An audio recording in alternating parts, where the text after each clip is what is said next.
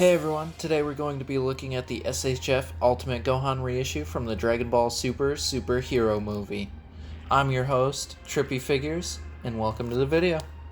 If you're looking to pick this figure up, you can do so at the Bandai Namco official website.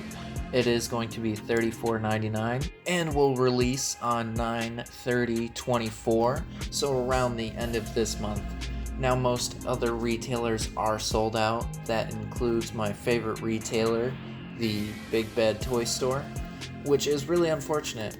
But you can still order it through Bandai, but this figure here is going for a little bit over retail on the Big Bad Toy Store. Not sure why that is, but an important announcement, this review will have spoilers. If you haven't seen the movie already, go check it out, but seriously, it's been out since 2022, so definitely go check it out and thank me later. And if you're not familiar with this series, let me give you a little bit of backstory. Gohan is the son of Goku.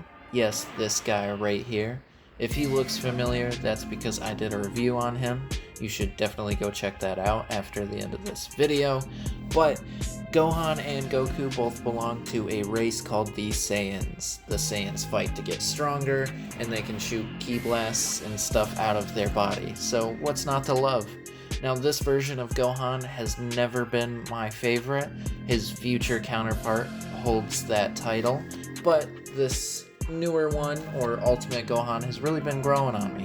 But that's enough chit chat, let's take a look at the box. This box is standard for the most SH Figuarts releases, except for the Dragon Ball Super logos, and it's gonna look nice next to the other ones you have in your collection.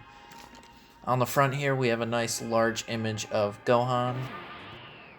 And through this clear window we do have a nice look at the figure itself, with some of the accessories that it does come with.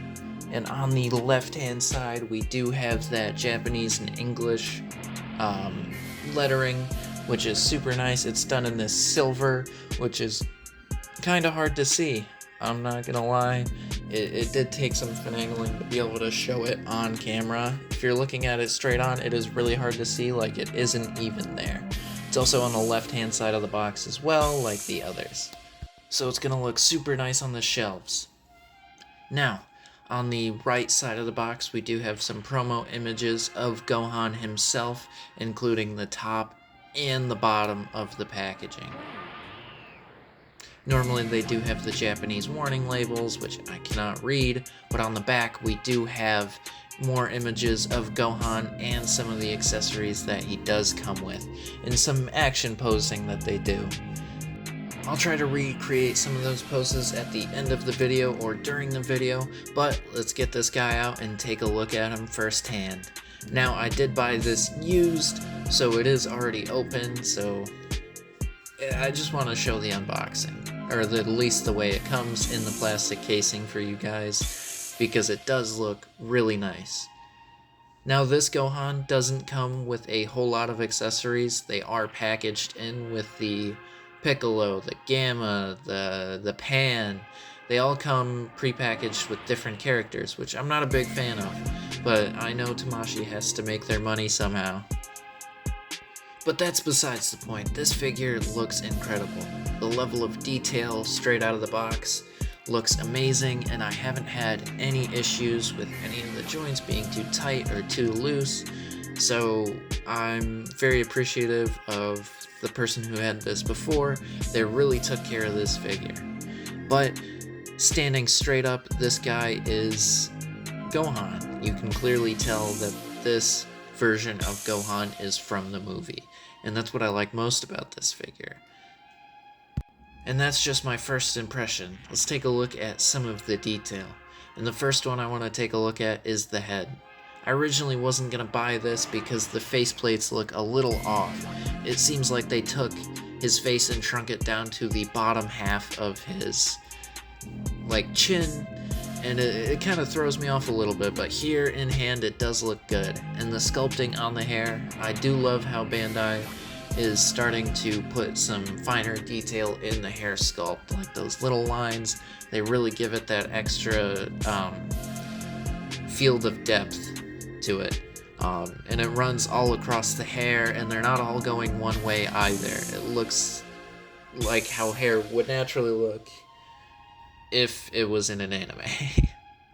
On the side here, that bang, though, kind of looks weird from this angle. But, you're not going to have it posed on that side. You'll have it posed on the right side or front facing, which is the way I normally have this posed on my shelf. But if we move down the body, we can see the musculature and the ripples in the gi and the belt, and moving down, it's followed throughout his outfit. Now, the same thing goes for the back of the outfit. All those ripples and little details are there as well. And the musculature on this figure is very nice. You can tell the biceps from the triceps and the shoulders from the forearms. It is all done extremely well. They could have done with a little bit of shading, especially on the feet here. The details are there, but they are very subtle on the feet. But overall, I do not have any issues with it. Now, if you want to change the heads on this figure, you do have to pull the hair out, and the faces are attached to that hairpiece, but they slide right out.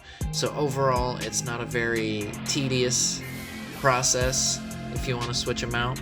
But let's take a look at some of the accessories. We have the stern face, we have the angry face, and we have the yelling face.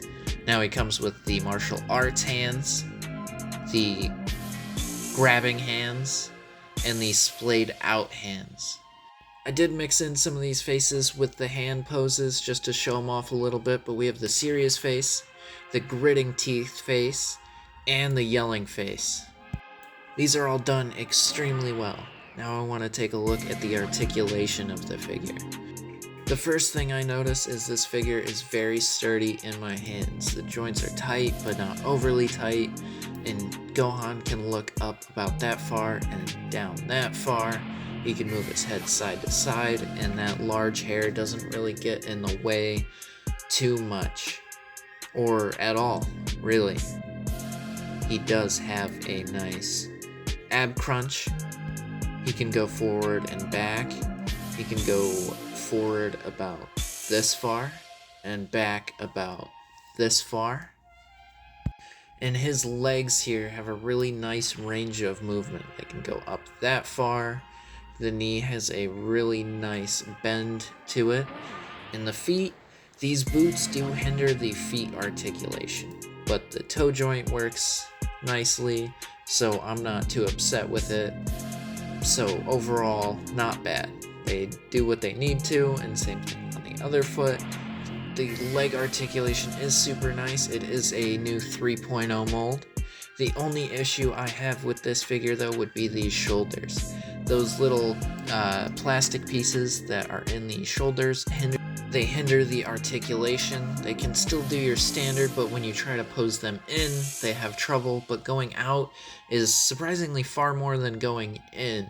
So him getting in that nice Kamehameha pose is really hard. But they do articulate nicely. They're nice and stiff. I don't have to worry about them breaking or anything like that. But the plastic piece just gets in the way. But that is my only complaint. Other than that, they move pretty nicely, unless you want to get them into like specific poses. But like I said, this is a 3.0, so he can do the splits very well. Now, let's move on to some of the scaling. So here he is next to the event exclusive Goku, next to the Dragon Ball Heroes Goku Black, which is my favorite version of the character. And here he is next to my very first SH Figuarts, Trunks. And my newest SH Figuarts, Kaiju number 8. He is a very tall figure. And next to the latest SH Figuarts, Minato. I gotta say, this figure is definitely worth adding to your collection. He scales nicely, and he poses like a dream. I've been having a blast with this figure ever since I opened it, and I think you will too. So, my final verdict would have to be, yes, this figure is worth it. I should have picked it up sooner, or at least the first release, but unfortunately I put him back on the shelf and was like, I'll pick him up later. I shouldn't have done that because he got super expensive afterwards, especially with me trying to find him. But I was lucky enough to pick this one up for a decent price. And I hope all of you can find this for a decent price if you plan on picking this bad boy up. So, my absolute final verdict, should you buy this one?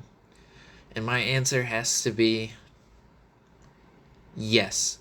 I absolutely think you should add this one to your collection, especially because I feel like this is going to be a grail figure for a lot of people. Gohan is a very popular character, and with the new seasons coming out, I definitely think you should be picking this one up. But that's all for today. I hope you enjoyed the video. If you did, consider liking and subscribing, and I'll catch you all later.